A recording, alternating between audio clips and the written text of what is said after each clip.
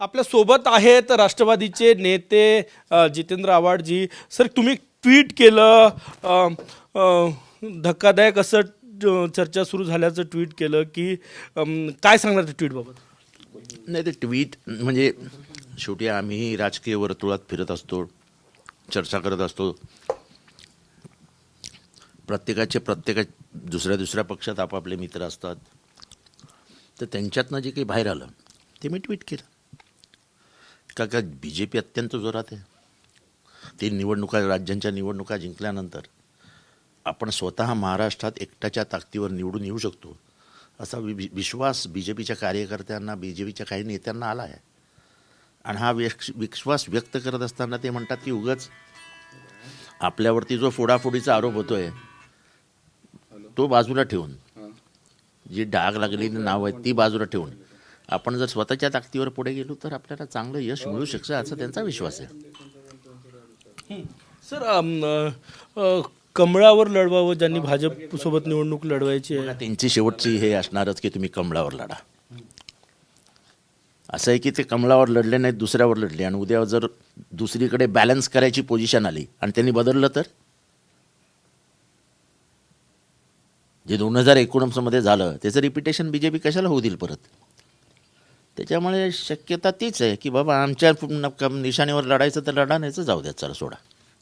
म्हटलं की ज्याच्यात तुम्ही त्या बैठकीचं हे की ज्याच्यावर डाग आहे त्यांना सोबत घेऊ नये, म्हणजे ज्यांच्या नावावरती डाग आहे अशांना थोडंसं लांब ठेवा. म्हणजे भाजपचा जो ओरिजिनल वोटर आहे, जो ह्याच्यावरती रागावलेला होता आणि 2014ला पूर्ण ताकदीने सत्ता आणून दिली, तो भाजपचा मूळ वोटर, तो माझा भाजपचा वैचारिक अधिष्ठान असलेला वोटर हा भाजपचं नाम गेला ना.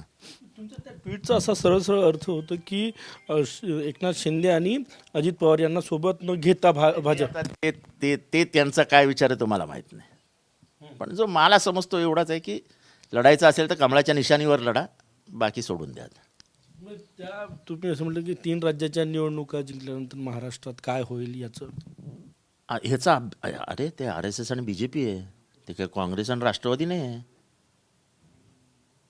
ते निवडणुका झाल्याच्या दिवसापासून 5 वर्षाच्या पुढच्या निवडणुकीची तयारी करत असतात. त्याच्यामुळे त्यांचं पूर्ण सर्वे झालेत, सर्वेमध्ये काय काय आलं त्याचा अभ्यास करतायत. ते अभ्यास वर्ग घेऊन निवडणुका घेतात. आम्ही निवडणुका झाल्यावरती अभ्यास करतो. पण ही बैठक झाली हे तुम्ही कुठल्या आधारावर, म्हणजे काय कोण कोण नेते तुमच्या माहिती? ते असं प्रत्येक गोष्ट तुम्ही सांगता का तुमचे सोर्सेस? मी सोर्सेस नाही विचारताय, कोण कोण नेते होतं, तुम्ही सांगता का तुमचे सोर्सेस कधी? कुठलाही पत्रकार सोर्स सांगत नाही, कुठलाही नेता सोर्स सांगत नाही कधी की मला कुठल्या मंत्र्यांनी सांगितलं. पण त्यांच्या काही मंत्र्यांमधलीच चर्चा मला सांगितली गेली. संघाच्या बैठकीत हा सगळा निर्णय झाला. आता मी जे ट्विट केलं आहे त्या ट्विटमध्ये मी सगळं लिहिलेलं आहे. त्याच्यावरती माझ्या तोंडातनं काही निघेल, अजिबात निघणार नाही. हे असं समजा झालं, तुम्ही म्हणताय असं जर झालं तर मग शिंदे आणि दादांसमोर काय पर्याय येतं? आता ते त्यांचे पर्याय म्हणजे त्यांना काय होईल, ते काय वरती हे करतील काय माहीत नाही. कमळावर लढतील, काय त्याच्यात मोठे. ते तर सगळे नेते म्हणतात की आम्ही सोबत निवडणुका लढणार, वारंवार म्हटले फडणवीस. असं आहे की ते काय म्हणतात आणि चर्चा काय चालू आहे ह्याचं ॲनालिसिस तुम्ही करा ना, मी कशाला करू? मला काय ते कुठल्याही निशाणीवर लढू देत. तुम्ही लोकसभा निवडणुकीबाबत बोलले की विधानसभा? लोकसभा ठीक आहे, पण विधानसभा नक्की आहे.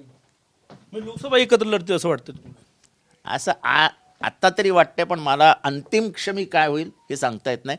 कारण का तर काही खासदार जे आहेत ते म्हणतात की नकोच, आम्हाला कमळाचीच निशाणी द्या, आम्हाला दुसऱ्या निशाणीवरच लढायचं नाही आहे. कुठल्या पक्षाचे खासदार?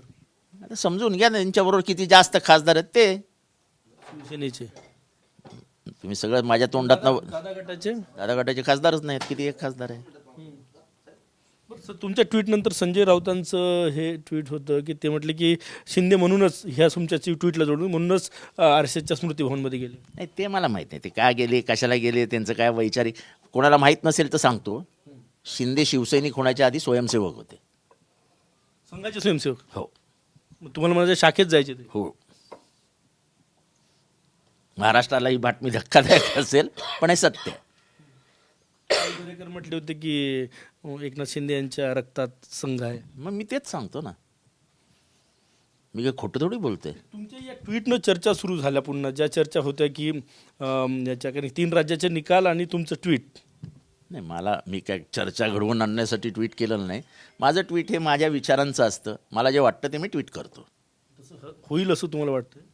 होईल का न होईल काय सांगेल मी, काय भविष्यकर्ता थोडी आहे. जी चर्चा झाली ती मी सांगितली.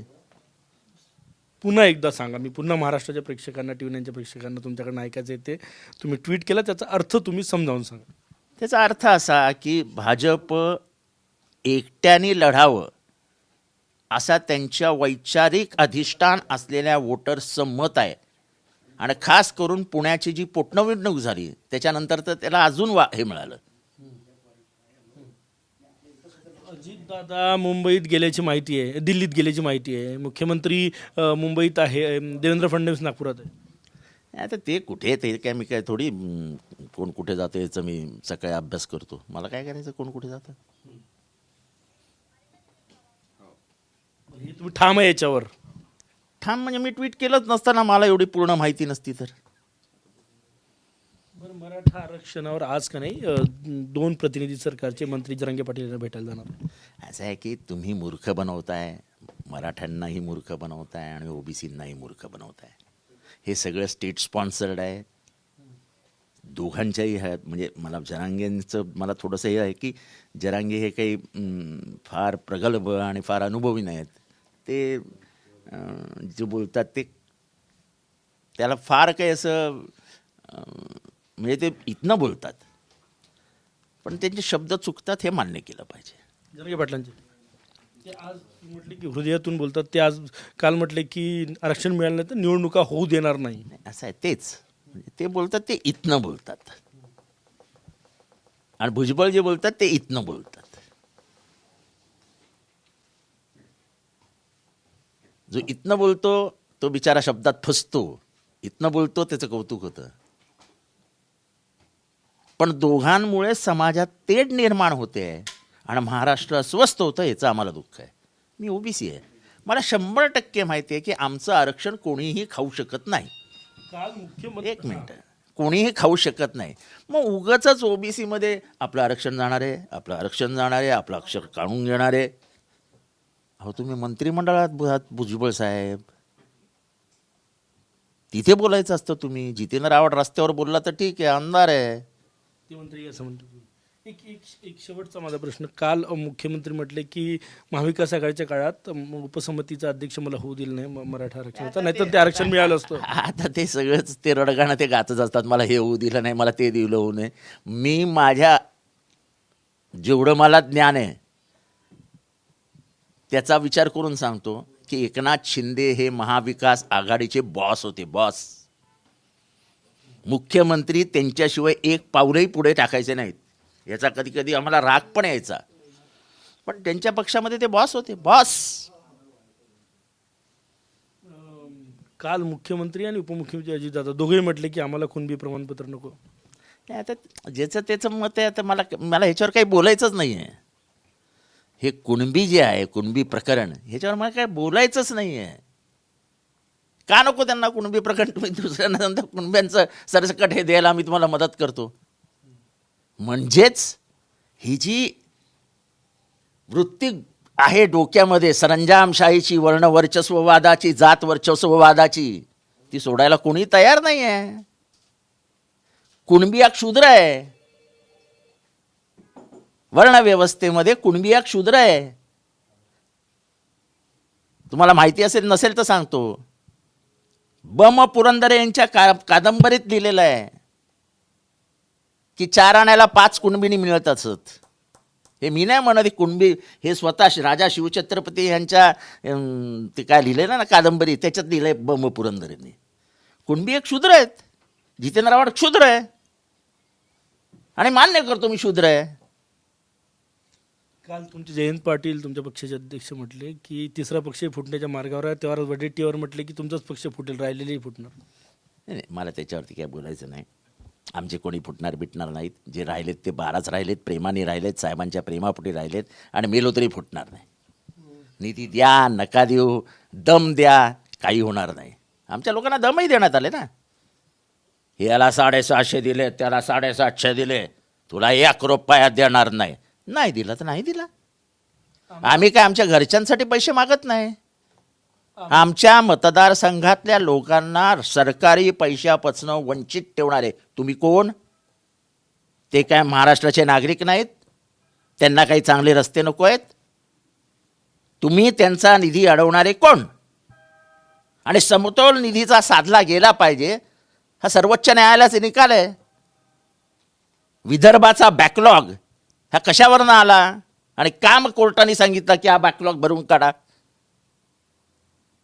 निधीतला असमतोल हा सरकारने सर्वोच्च न्यायालयाने अमान्य केला आहे की तुम्हाला निधीमध्ये असमतोल करता येणार नाही, मनासारखा निधी वापरता येणार नाही. आमदार अपात्रतेचा सुनावणी झाली पूर्ण 10 तारखेला निकाल आहे. काय अपेक्षित आहे तुम्हाला? काही नाही, काही होणार नाही, काही होणार नाही. खूप खूप धन्यवाद. कॅमेरामॅन सचिन सयामसह गजानन माटे, TV9 मराठी, नागपूर.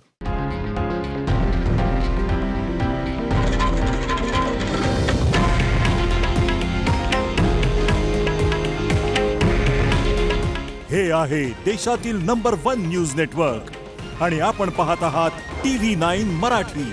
काळजी तुमची, हित महाराष्ट्राचं.